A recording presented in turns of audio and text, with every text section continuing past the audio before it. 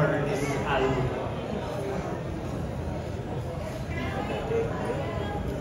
Same lang naman sa mga process na pagbuo ko ng singles, pero this time, hindi ko lang ma-explain kung ano yung mas mahirap na part, pero for sure, syempre mas mahirap siya kasi album siya.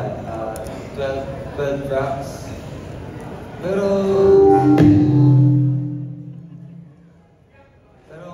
para sa akin, madali siya kasi pinakapaborito kong gawin yung process ko. Tsaka ito lang yung pinakagusto kong ginagawa, kaya hindi ko siya malagay dun sa bracket na parang mahirap na process. Hindi ko rin masabi madali, pero masaya. Yun lang. So specifically, pinili mo yung songs, lahat ng songs na to? Specifically, lahat ng songs dito sa album, sinulat mo talaga kung talaga pwede sa album? Sinulat ko. Actually, 14 songs siya, kaso kaya lang siya naging 12. Dahil yung kasya dun sa vinyl, sa is hindi aabot yung 14 man, i-discord na yung mga dulo, so pinili ko na lang na 12 na lang muna, tapos yung dalawa, ako na bahala kung paano makakarating sa tenga nila. Pero still, 14 tracks siya, pero nilabas ko ng 12, so to follow yung dalawa, yeah. Thank you. Thank you so much, sir.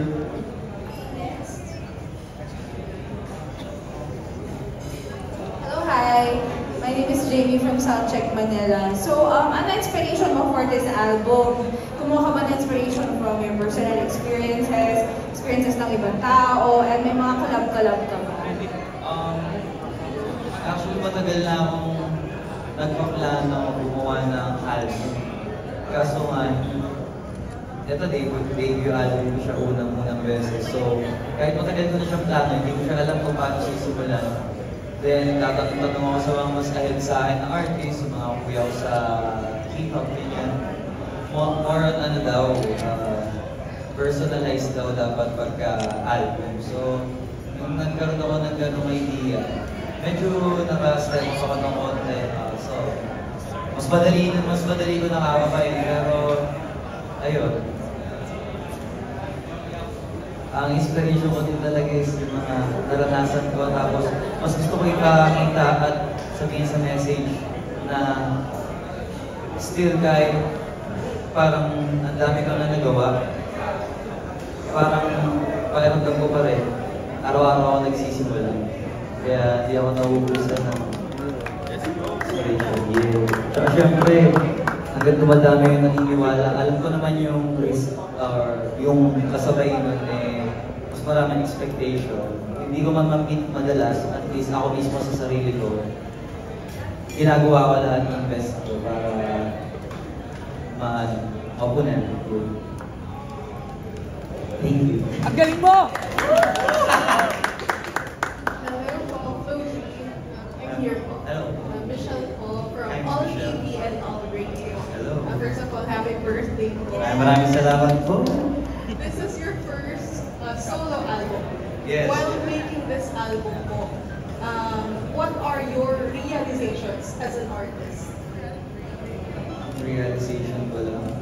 Basta, nung ginagawa, hindi ko alam kung ano yung kailangan ko ma-realize. Basta parang na-enjoy ko yung process niya. Pero after ko mabuo, ang na-realize ko talaga is, sarap pala gawin ito. Feeling ko ma-addict ako gawin ito Kasi sa unang, ewan ko para sa akin lang, sa unang beses siya mahirap gawin. Tapos pag uulitin ko to, parang madali na. Sorry pero, yun talaga Sa mga loyal listeners mo, sa fans mo, pag narinig pa nila itong solo album, masasabi namin na mas nakilala namin si Flo G as an artist, mas nakilala namin si Archie as a person. Actually, hindi ko masasagot niya ng eksakto kasi hindi ko hawak yung mga opinion ng isip nila. Pero, ang sa akin is, ayun talaga yung mga way ko para mas napakilala pa o mas ipa-appreciate sa kanila kung bakit, ano pa rin, worthy pa rin ako yung support nila, gusto yung dahil. Pero yun, hindi ko talaga masasagot kung nakilala ba nila ako. Kasi may mga tracks din doon ako na parang ini-introduce ko pa lang sa kanila na ginagawa ko rin to, yung ganito. Kasi halos lahat parang may isa lang silang definition pag narinig nila sa coach, yung ganito tracks. Pero actually, marami pang iba. Which is nila nilagay ko naman siya dun sa album na yun. So, siguro makilala nila ako ng konti sa iba't ibang side kasi hinaluan ko talaga yung mga ibang kaya ko pang gawin tsaka mga ibang experiments na pwede ko i-incorporate dun sa album na ginawa ko. Hello. Thank you, ma'am. Hello. I'm Charmy Pabon from Philippine Star. So, the title of your album is 247. So, ano yung story behind the title? 247 is ano siya, 24 hours in 7 days. So, para siyang routine, para siyang, kumbaga naglaro na yung album ko. So, kung ano naman yung title ng kanta, kung ano yung concept ng per song, sinisigurado ko na lahat yun, routine ng tao lang yun. Kung ito yung title ng song na to, routine to ng tao, or kung ano man yan, love song, or motivational song, basta ina-express ko lang doon na lahat o walang katapusan. Kung gagawa ng motivational song or successful song tungkol sa'yo, parang non-stop naman yung success eh. So, routine talaga yan eh. Kung mapapansin nila, may ilang beses ko ginamit din yung word na routine kasi para sa akin, ayun lang talaga yung cycle. 24/7, gagawin mo lang lagi. 24/7 is tungkol lang sa routine ng iba't ibang topic na laman ng kanta. Doon ko lang sila pinagdugtong-dugtong para hindi na masyado confusing yung effect niya. At medyo masarap pa rin pakinggan at nandun pa rin yung mga kaya kong i-offer. At the same time, nasa isang idea sila which is yung 247 non-stop. So, what's your birthday wish? My birthday wish ko nandun din sa kanta na yun eh. Sana manalo lahat eh. Big wins para sa lahat. Yun. Kasi hanggang nanalo yung lahat, parang may madadali ang i-celebrate yung manalo kung nanalo lahat. Last na lang. So, ano yung personal favorite ko dun sa Ang personal favorite song ko talaga doon is yung last song. Ang title niya is Ayos Ba? Hindi ko ma-explain kung bakit ko siya favorite, pero isa siya sa pinakamatagal ko nang nasulat. 2 years ago na yung song na yun, tapos lahat ng pwede mong ilagay na kanta doon is na-adjust para lang sa kanya matapos yung album. Sa title, ang title niya is Ayos Ba? Gusto ko siya siguro dahil para lang ako nangangausap ng kung sino man maakan eh, kamusta ka na? Ayos ka lang ba? Kung wala pa nangangamusta sa kanila, baka ako na yun. Ikaw, kumusta? Okay lang ma'am, lalo't kaharap ka. Hi, Flo G from philstar.com. Anong feeling na na-release yung album and yung vinyl mo ngayong birthday mo? Basic.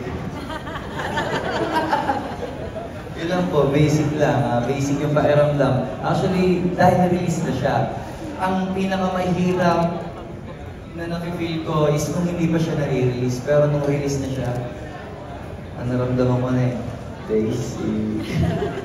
Pero syempre, thank you so much sa iyo, Dad. Congratulations! Logi, follow up lang. Kung nakilala mo lang dyan sa tabi-tabi. Regarding dun sa sales ng plaka, since limited lang siya sa 100, kamusta ang sales niya? Aldo! Kikita ka buhayan pa, sorry. Hindi, may choice ako eh, na talagang yung talagang perahin siya. Pwede ko pa siya ibenta na mas mataas. Ako lang, pakiramdam ko, kaya ko pa siya ibenta na mas mataas. Tapos pwede ko rin siya ibenta ng walang kasamang libreng turntable, yung record player. Pero mas pinili ko pa rin na kasama siya. Ikaw sir, namin kita kung saan ko in-order yun. Alam ko, is collector ka ng record sir. So alam mo din na, alam mo yan, hindi ako nag-markup dyan ng malaki. Kasi pwede naman, pero hindi ko ginawa. Mas gusto ko talaga yung may i-cherish sa akin yung mga taong makakakuha. So kamusta yung sales niya? Malapit namang ma-sold out? Ubus na po siya eh. So officially, pwede na natin sabihin sold out siya. Sold out na po talaga siya kasi nilabas ko lang agabi yung songs. Ang promise ko sa tao, once na nakubos na yung 100 pieces, i-release ko siya. Kaya kahit late night kagabi, na-release ko na kasi naubos na po talaga siya eh. Congrats! Saka ayun, ito message ko na lang din talaga sa mga, isa-isa ko sila minimit eh, lahat na nakakuha kasi nakikiusap ako sa kanila. 100 piraso lang yun, tapos mas pinili kong mag-meet sila in person para lang sabihin na ingatan nila yun kasi para sa akin parang ano kayo eh, sa akin siya galing, pinagpuyatan ko siya. Yun lang ang pakiusap ko sa kanila, ingatan nila. Si Custodio nga, may bumibili 1 million daw, hindi binibenta eh. Pero syempre, kung bakit na-sold out agad yun na mabilis dahil nagkaroon ako ng platform ng TV Stars by Boss Toyo. Maraming salamat. Hi Flo G, I'm Ayan from Gen A. Sa tingin mo, bakit 7 years yung parang naging gap ng last album mo from now? Masasabi mo bang iba yung ibang klase yung atake ng album mo now? Siguro mas marami akong gustong i-push dati kaysa sa sarili ko. Yun lang. Pero this time, dahil mas gusto ko piliin yung sarili ko, nagawa ko siya. Dati kasi mas marami kaming project na mas kailangan tutuhan and lahat naman yun ay nagawa na namin. This time, pwede naman ako gumawa ng sarili kong hakbang para sa akin. Kasi para sa akin si Flo G, marami na rin siyang nasa balikat, marami na rin siyang sinashoulder, marami na rin siya pananagutan sa mga hinakot niyang audience. So kung i-different ko sila sa kanta, kung single na naman yung ilalabas ko, baka mainis na sila sa akin. So ayan, 12. Yeah, dapat po 14 talaga. Kaso yung gumagawa ng different. Yung nagpe-press, hindi, I mean yung length talaga na kaya ng isang vinyl is lang. 12 lang yung inabot kasi 22 minutes per side lang siya eh. Tapos hindi naman siya sinasagad dapat, di ba sir? Yes sir. Yeah, para nandun yung premium quality niya. Huwag mo idadalhin sa pinakadulong group. Yung payo niyo sa akin sir. So sinunod ko lang. So kung pwede nga siya i-max ng 22 minutes per side, baka naging 14 talaga siya. Pero kung wala man siya dun sa vinyl, soon, baka bukas ilabas ko yung dalawa. TV, no?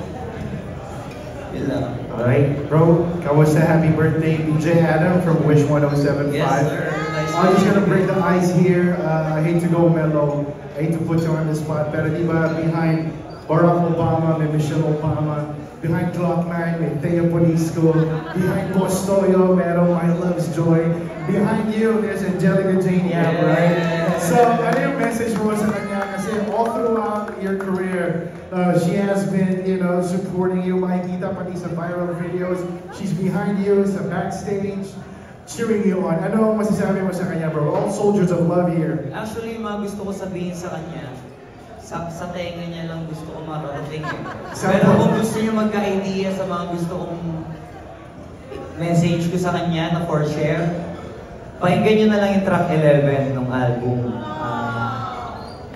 Na di ko man siya mauna palagi. Lahat naman yun ay para sa amin. Yeah.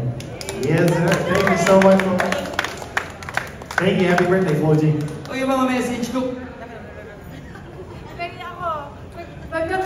Nag-cry ako kasi kung mapapansin nyo, sobrang busy ni Flo G. Marami siyang time for music. Ibig sabihin, wala siya masyadong time sa akin, kaya ako naiiyak. So, isa yun sa mga sacrifices ko for him. Para din sa inyo lahat. So, yun. Sabihin mo na nga, karapatan din naman nila marinig na nagpapasalamat ako sa'yo ng sobra. Kasi maski dito kung saan tayo nagtitipon-tipon ngayon, maski ako nasosurprise po dito, wala na po akong ginawa kundi mag-record, pumunta sa studio ni Flip D, mag-mix. Siya po ang producer ng album. 8 tracks po ang ginawa ni Flip D doon at yung buong mix, buong mastering ng album is siya po nag-secure.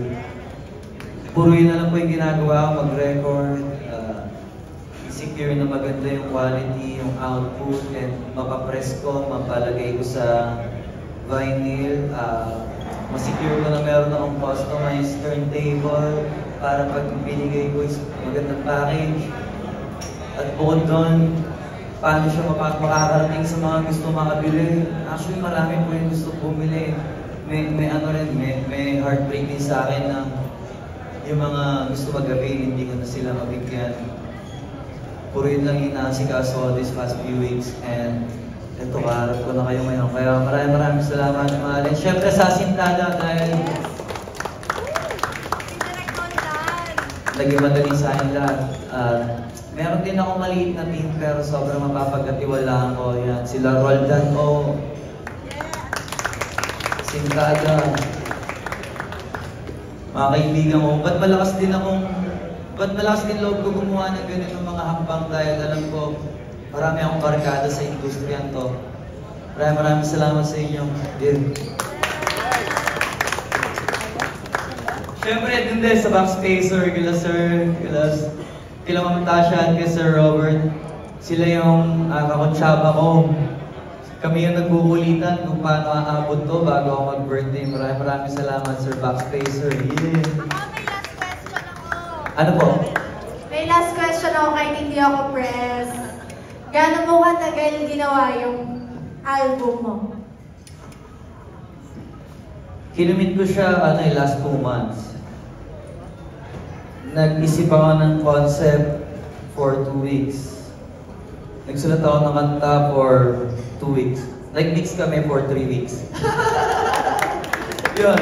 Siguro mga 2 months, pero yung writing nun, bukod sa mga, siguro 2 dun yung nasulat ko na eh. Tapos yung 10, dinagdag ko na lang. Dali lang siya, parang ano lang. Hindi ko siya minadali, pero dahil trabaho ko na to talaga, matagal na. At ito yung pinaka-alam kong gawin, kaya medyo mabilis para sa akin yan. Kasi minsan po gumagawa ko ng single 6 months. Saglit ko gagawin yung kanta, one night, pero i-critics ko siya mag-isa ko. 6 na buwan ko na siyang sound trip. Pero okay lang yun kasi once na nirelease ko naman na, hindi ko na rin siya pinapakinggan. Pero yun, ganun eh. Minsan, 2 taon na yung kanta bago ko i-release. Mabilis na yung process ko sa paggawa, pero kung yung consciousness ko para magkaroon ako ng lakas ng loob i-release, ayun ang mahaba. Last one, sorry. Ano po? Sorry, last one na follow-up. Bakit wala kang kakolab sa first album mo? Kasi yung mga collab ko yung second album na.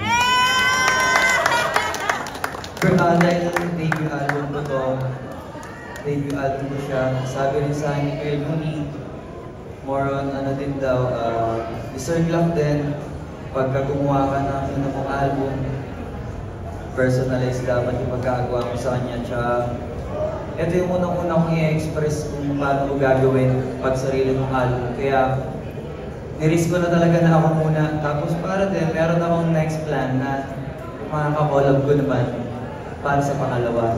Yeah. Maraming salamat sa inyo, guys. May one last question. It's a comedy one last question. Meron pa ba? Ikaw na lang? Happy birthday, Pops! Question lang, paano mo na-stay yung pagiging humble mo in spite ng lahat ng success mo? Meron kasi akong isang lugar na pag lumalaki na yung ulo ko, doon ako pupunta. Tapos, pag nakabisita ako doon, alam ko na kung paano gagawin. Yun lang. Thank you.